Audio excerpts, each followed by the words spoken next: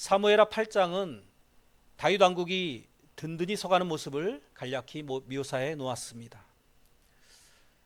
전반적으로 그러한 내용들이 나오는데요. 오늘 읽었던 13절만 대표적으로 한번 살펴보면 우리의 어떤 호기심을 자극한다든지 전쟁의 세세한 상황을 알려주려는 목적이 아니라는 것을 엿볼 수 있습니다. 13절 다윗이 소금 골짜기에서 에돔 사람 18,000명을 쳐 죽이고 돌아와서 명성을 떨치니라. 이만큼 성경이 우리에게 주시고자 하는 메시지는 그 전쟁 자체보다는 그 이면에서 하나님이 일하시는 모습에 대해 가르쳐주고 있는 것입니다. 다윗이 이제 이 전쟁을 통해서 동서남북 사방의 적들을 굴복시킵니다. 그 승리의 원인은 물론 다윗이 지혜롭게 또 용맹하게 그리고 리더십을 발휘해서 군사들을 이끌었기 때문에 이루어졌을 것입니다만 그 근본적인 승리의 원인을 성경은 이렇게 기록하고 있습니다. 14절입니다. 다윗이 에돔의 수비대를 두되 온 에돔의 수비대를 두니 에돔 사람이 다 다윗의 종이 되니라. 다윗이 어디로 가든지 여호와께서 이기게 하셨더라. 다윗이 싸우는 그 전쟁터마다 하나님이 개입하셔서 승리를 이끌어 주셨다라는 것입니다. 또한 여기에는 지난주에 우리가 살펴보았던 하나님의 언약이 기반이 되었음을 알아야 합니다. 지난주에 7장 9절에 보니까 내가 가는 모든 곳에서 내가 너와 함께 있어 내 모든 원수를 내 앞에서 멸하였은즉 땅에서 위대한 자들의 이름같이 내 이름을 위대하게 만들어 주리라. 하나님 약속하신 대로 오늘 구체적으로 이루어 주시는 것을 볼 수가 있는 것이죠. 그래서 하나님께서 약속하신 그 든든한 왕국의 기초가 구체적으로 실현이 되어지고 있고 차근차근 견고하게 쌓아지고 있음을 보게 됩니다. 그리고 보면은 이 다윗의 그동안의 삶의 전체의 생애 속에서도 보이지 않게 하나님께서 이끌어 오시고 인도해 주셨다. 그래서 하나님의 일하심이 하나님의 목적이 드러났다라는 것을 알 수가 있는 것이죠. 그동안 지금은 다윗이 이렇게 승승장구하고 있습니다만 얼마나 많은 어려움들이 있었습니까? 사울이 죽이려고 하는 것을 피해서 도망자 시절이 얼마나 길게 이어져 왔습니까? 그 가운데에 이제 오늘 8장에 보니까 1절에 다윗이 그 블레셋과 싸워서 그들의 주요 성읍인 메덱 암마를 점령했다라고 나오는데요.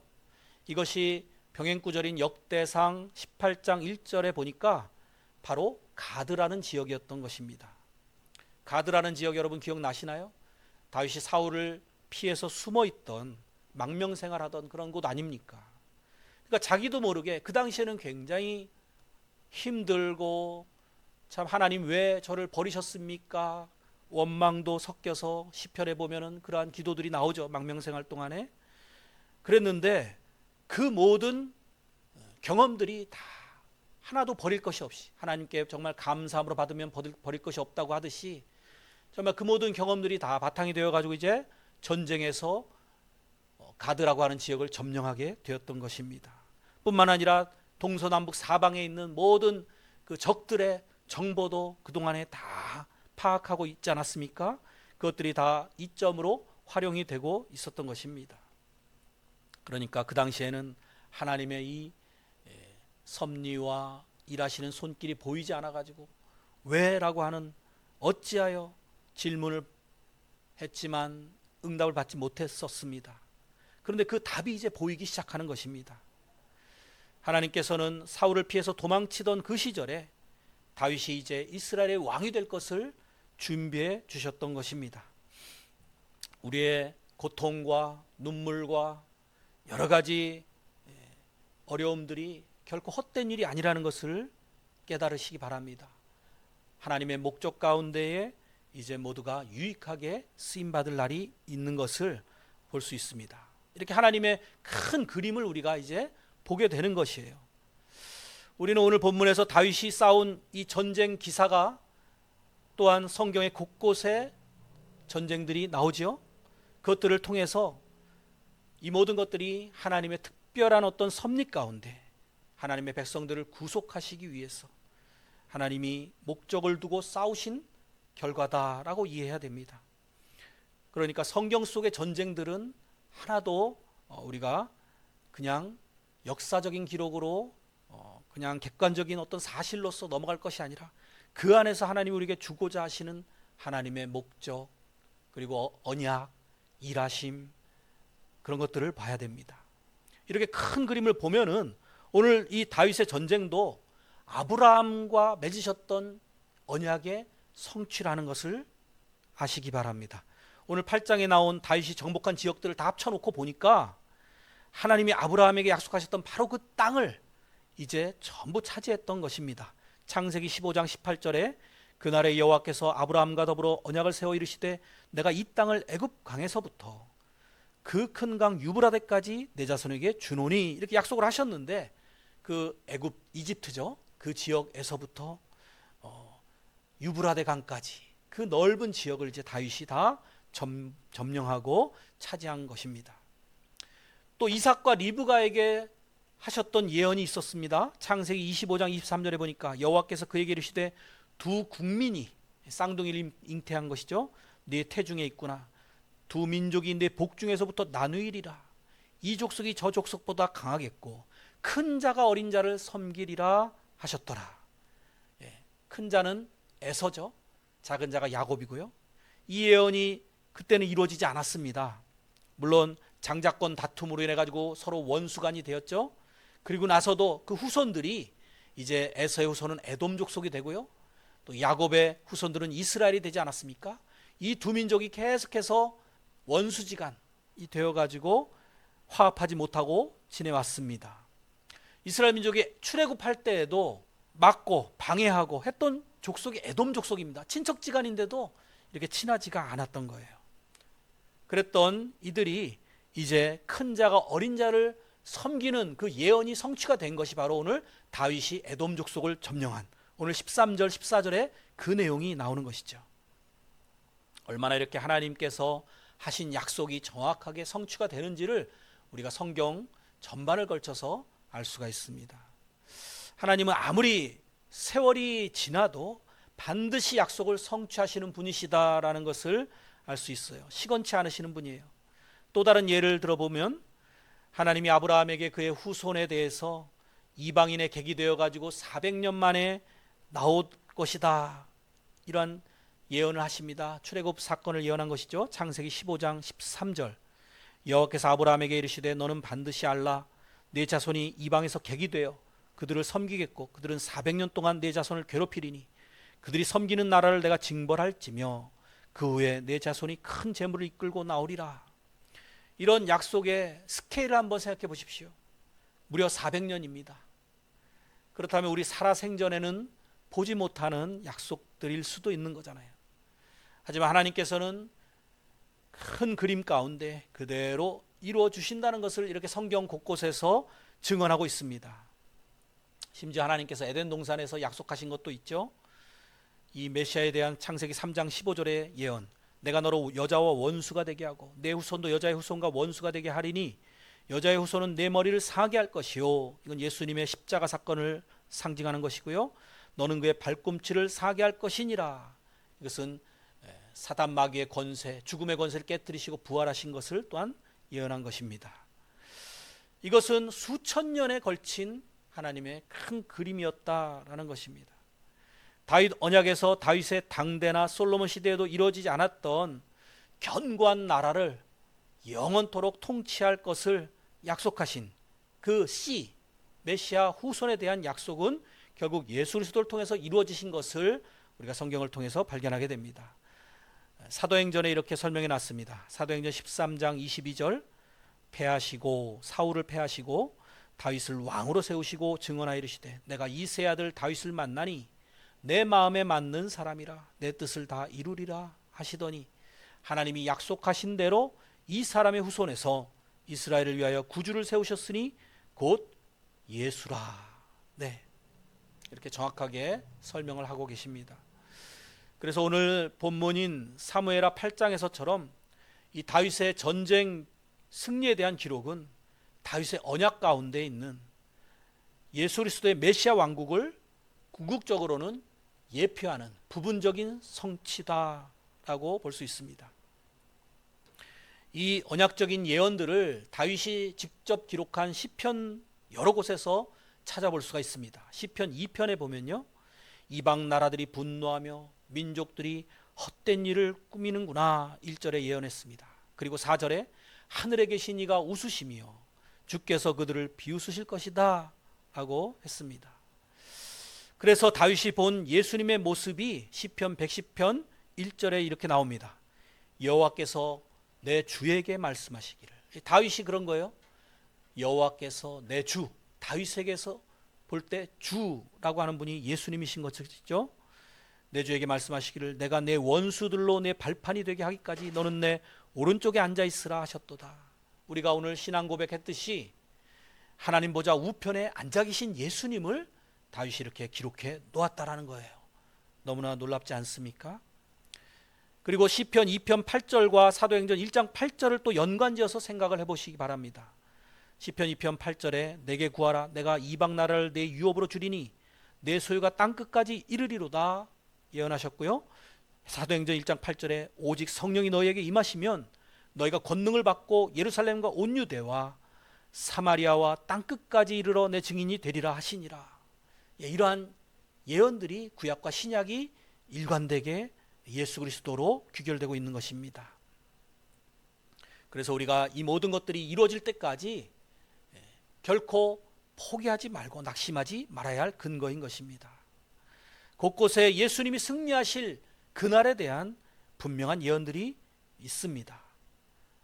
그리고 타락하고 더럽혀진 우리 성도들이 우상과 물질을 숭배하고 쾌락을 쫓아서 육신의 또 세상적인 것에 만족하고 사는 데에서 성령의 힘으로 우리를 이끌어 주시고 변화시켜 주셔가지고 마침내 영화로운 몸으로 승리로 이끄실 것을 예언해 놓으셨기도 합니다. 이러한 배경에서 연결되는 예언이 성경의 제일 마지막인 요한계시록에 많이 등장을 하는데요. 11장 15절에 보겠습니다. 일곱째 천사가 나팔을 불매 하늘에 큰 음성들이 나서 이르되 세상 나라가 우리 주와 그의 그리스도의 나라가 되어 그가 세세토록 왕노릇 하시리로다 하니, 이러한 메시아의 승리에 대한 그 영원한 통치와 그의 나라에 대한 예언들이 있는가 하면요, 또 메시아는 사람들에게 버림받고 죄인들을 위해서 목숨을 대신 희생할 고난받는 종에 대한 기록들도 있습니다. 이사야서 53장이 대표적이죠. 자, 그러니까 사람들은 이 두 가지 예언이 언뜻 이해가 되지 않았습니다. 그런데 이 두 가지 예언이 예수 그리스도를 통해서 예수 그리스도의 초림과 재림을 통해서 확실하게 이루어질 것이라는 것을 우리 신약 성도들은 이제 알게 된 것이죠.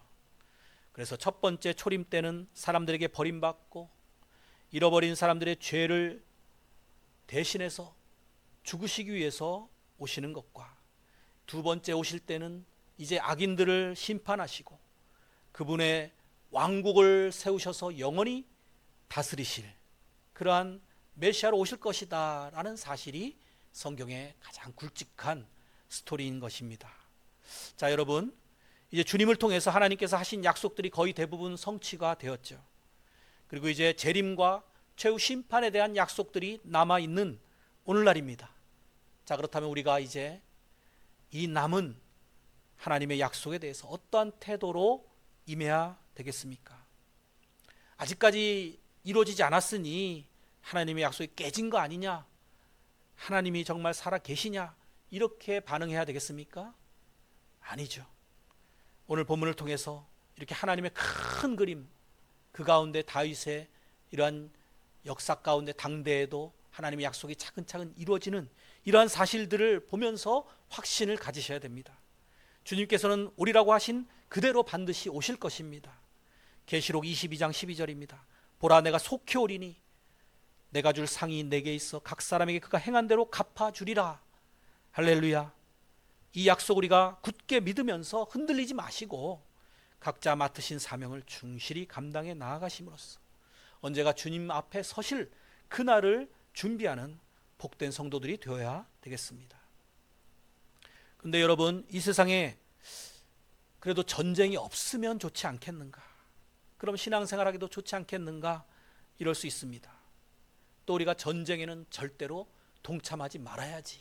물론 그러한 마음을 가질 수 있습니다. 그런데 우리 인간들은 워낙이 죄인들이라서 본성적으로 가인의 죄성을 다 가지고 있기 때문에, 그리고 사단이 공중권세를 잡고 있지 않습니까? 영적으로 계속해서 우리를 공략해대고 있습니다.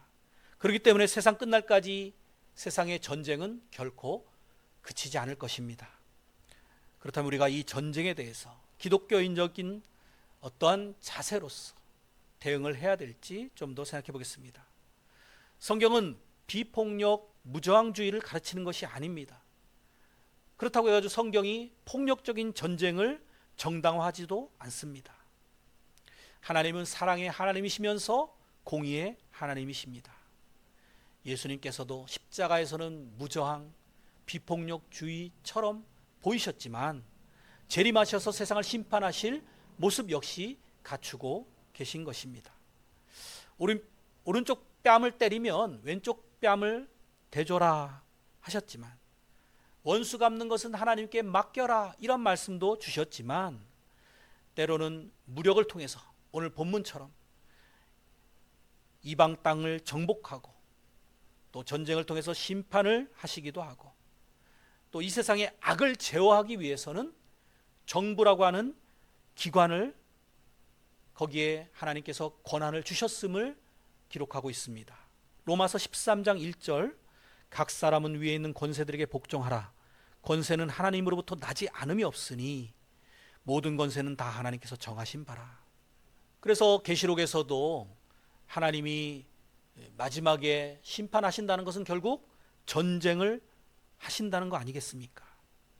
이런 점에서 볼 때 전쟁을 무조건 필요치 않다, 악하다 이렇게 단순하게 이야기할 수가 없습니다. 우리가 워낙에 죄인들이기 때문에 전쟁은 일어날 수밖에 없는 것이고, 그러한 전쟁을 제재하기 위한 불가피한 전쟁도 있다는 것입니다.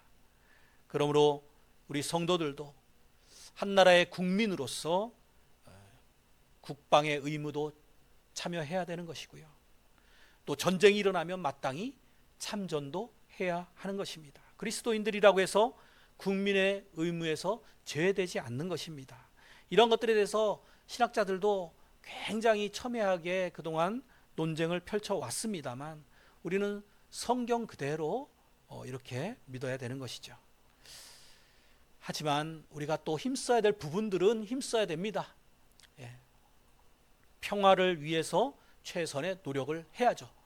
전쟁에 막 적극적으로 동참해서는 안 될 것입니다.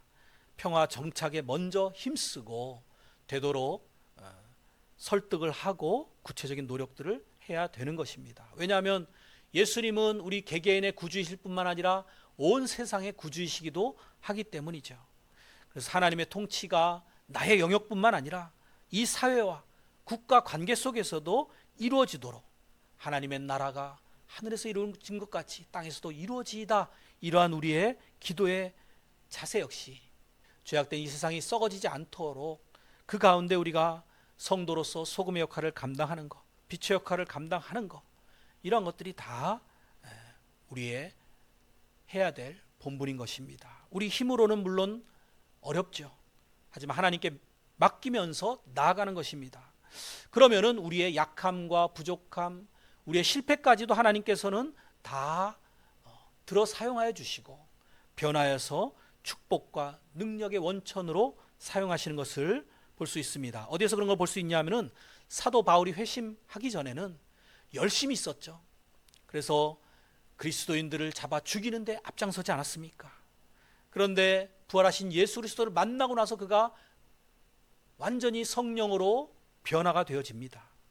그렇다고 해가지고 그의 그 본성까지, 성품까지 완전히 변하지는 않았던 것을 봅니다.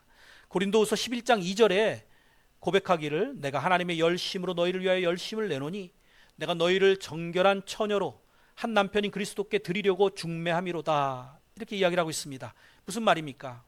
그가 하나님 만나기 전에는 열심으로 핍박을 하던 그 성품이 어찌 보면 바울의 약한 부분이었죠.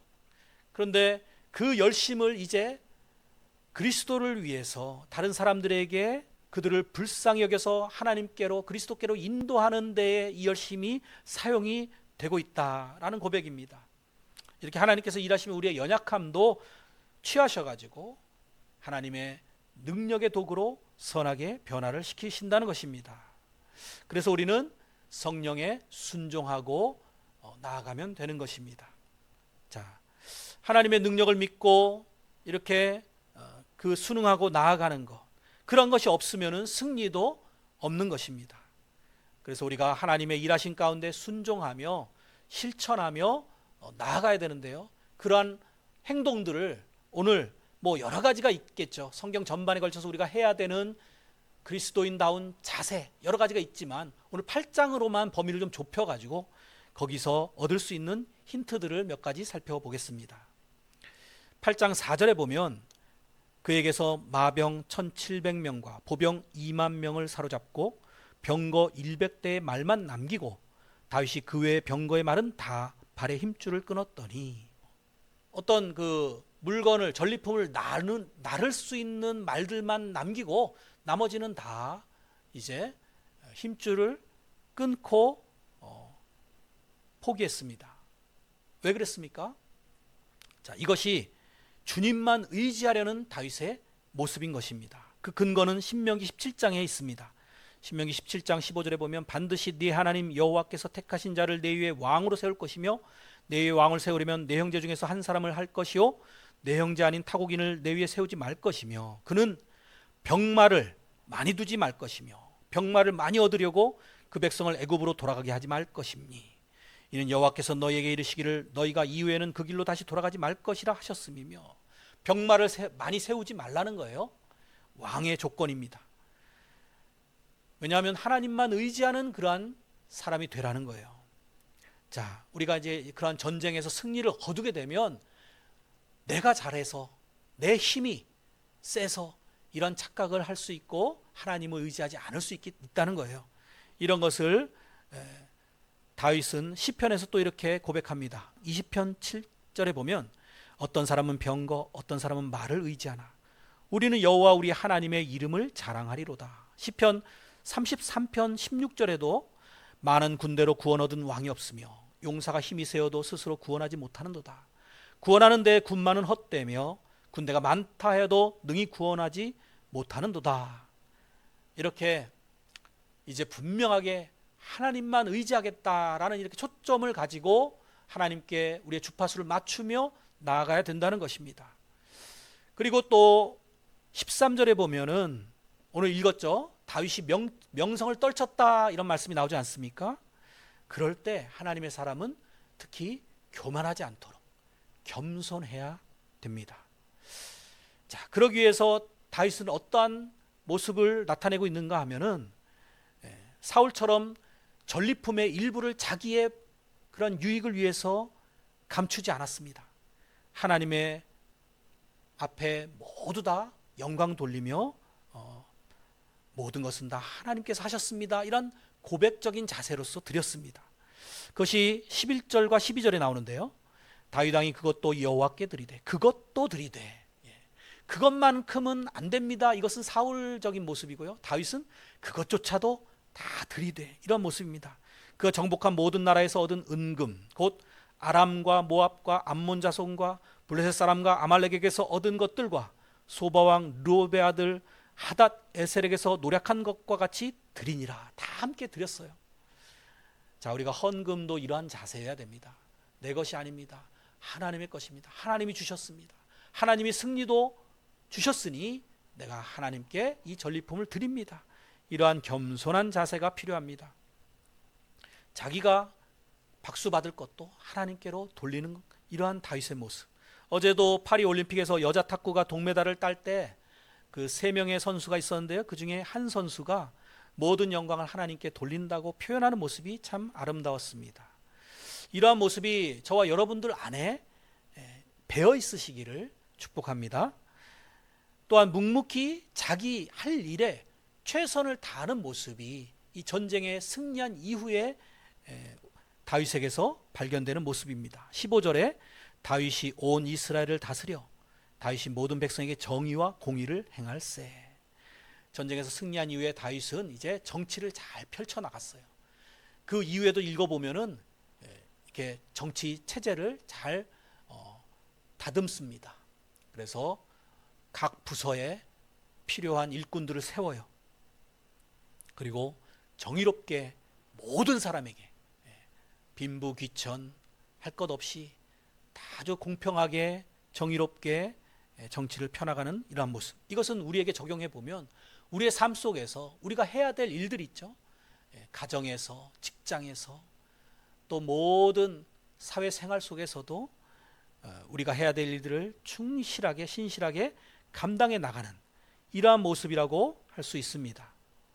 이러한 모습이 이제 지속적으로 펼쳐져야 된다는 것도 우리가 오늘 8장 속에서 발견할 수 있어요. 겉으로 드러난 그런 내용 중에는 없습니다만 불과 몇 장 후에 다윗이 이 정의롭고 공의로운 모습을 잃어버리게 되잖아요. 11장에 보면 다윗이 밧세바를 취하고 그리고 우리아라고 하는 정말 그 사랑스러운 부하를 사지로 내모는 이러한 살인죄와 간음죄를 짓는 속에서 그가 이렇게 이제 승리한 이후에, 그러니까 우리로 치면은 이제 구원받고 믿음 생활을 매일매일을 영적인 전투 가운데 우리가 싸워 나가는데 그 가운데서 승리하지 못하고 때로는 실패하는 이러한 모습입니다. 그래서 우리가 지속적인 그리스도인다운 거룩한 삶, 경건한 삶을 추구해야 되는 것이 또한 중요한 것입니다. 오늘 사도 바울은 로마서 6장 16절 이하에서 그것을 또 이렇게 권면하고 있습니다. 우리가 의의 종이 되어야 된다라고 이렇게 간곡하게 권면을 합니다. 그래서 우리가 승리한 이후에 어떤 교만 이런 것을 버리고 경건하게 겸손하게 거룩하게 살아야 하는 것입니다. 초심을 지키는 게 얼마나 중요한가, 이런 점을 우리가 다윗에게서 반면교사로 삼을 수가 있습니다. 사랑하는 성도 여러분, 성경에서 알 수 있는 이러한 전쟁과 하나님의 일하심에 대해서 기계적으로 딱 이러이러하기 때문에 이렇게 되더라 이렇게 우리가 보기는 힘듭니다만 다양한 방식으로 일하시되 하나님께서 목적하신 계획하신 구속에 우리를 향하신 선하신 뜻은 반드시 이루어지더라, 이 한 가지 사실을 꼭 기억하시고요. 그래서 우리 현재의 모습들, 현재의 고난들, 현재의 역사의 흐름들, 이런 것들이 이해되지 않고 합리적으로 보이지 않더라도 하나님의 관점에서 보면 역사의 큰 틀을 통해서는 결국 궁극적으로 오르신 방향으로 이끌어 가신다라는 사실과 반드시 우리에게 선을 이루시고 승리를 주실 것이다, 이 사실을 꼭 잊지 마시기 바랍니다. 마태복음 10장 29절에 이 하나님의 일하심, 그 섭리에 대해서 이렇게 표현했죠. 참새 2마리가 한 아사리온에 팔리지 않느냐. 그러나 너희 아버지께서 허락하지 아니하시면 그 하나도 땅에 떨어지지 아니하리라. 예, 우리의 모든 삶이 다 하나님의 손안에 있다라는 거예요. 참새 한 마리도 하나님의 허락이 없으면 떨어지지 않는데 이 국가 간의 전쟁이라고 하는 거, 이런 큰 사건들이 하나님의 섭리가 아니면은 일어나지 않는다라는 사실을 우리가 신앙적으로 꼭 기억해야 되겠습니다. 1, 2차 세계대전도요, 비록 인간들의 죄성에 의해서 일어났던 부도덕한 동기에 의해서 발발했던 사건들이지만, 그리고 그 전쟁을 통해서 결국은 하나님은 합력해서 선을 이루게 만드신 것은 우리 인간들의 어떤 이성을 맹신하던 데에서 그것이 얼마나 참 허무맹랑한 것이고 비참한 결말을 초래할 수 있는가. 그래서 우리를 겸손하게 만들고요, 또 하나님 앞에 정말 이제 다시 돌아올 수 있게 만드는 그러한 합력해서 선을 이루게 하셨습니다. 이제 8월 15일 광복절이 또 다가오고 있습니다. 히로시마의 원자폭탄이 투하가 돼서 많은 사람들이 죽었죠.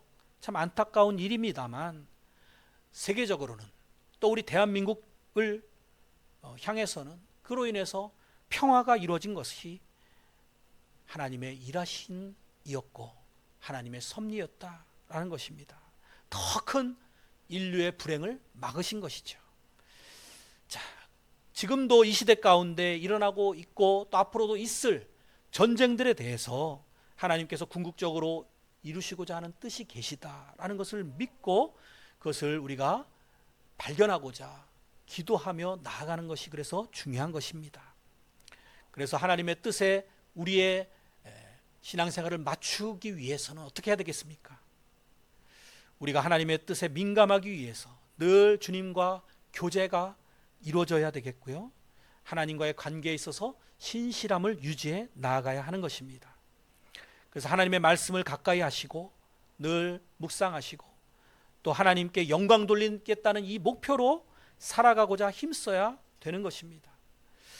그리고 겸손하게 하나님께 다윗도 늘 묻는 그러한 신앙생활을 했다는 것을 시편을 통해서도 우리가 발견하게 되죠. 많은 사람들이 하나님의 음성을 듣지 못하고 하나님의 뜻을 깨닫지 못하는 것은 하나님께 여쭤보지 않고 자기 뜻대로 행하기 때문이죠. 이제는 반대로 하시기 바랍니다. 모든 문제를 하나님과 먼저 상담을 하시고 그 다음에 내가 해야 될 일들을 하는 이러한 습관을 가지시기 바랍니다. 그것이 바로 올해 표대로 주님의 품으로 나오는 이러한 삶인 것입니다. 그러한 자에게 하나님께서는 모든 것이 합력해서 선을 이루게 만드실 줄 믿습니다. 하나님의 섬세하신 손길로 우리에게 가장 좋은 때에 가장 좋은 방법으로 인도하실 것을 믿으시면서 우리 각자에게 주어진 삶을 충실하게 그리스도 안에서 하나님과 포도나무와 가지처럼 늘 교제하시면서 승리와 회복의 믿음 생활을 쌓아 나아가시는 저와 여러분들이 다 되시기를 주님의 이름으로 간절히 축원을 드립니다.